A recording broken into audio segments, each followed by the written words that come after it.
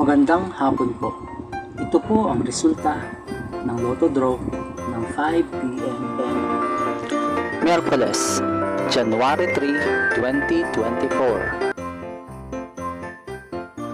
Sa 2D Lotto 20, 9 in exact order.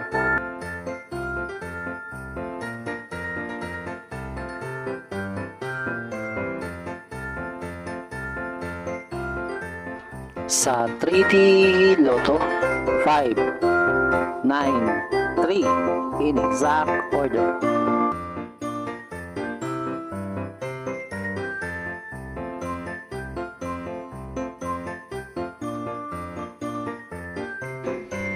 Ito po ang mga paalala sa mga Lotto winners at paraan kung paano makuha ang napanalunan. Ito po ang mga paalala sa mga Lotto winners at paraan kung paano makuha ang napanalunan. Ito po ang mga paalala sa mga Lotto winners at paraan kung paano makuha ang napanalunan.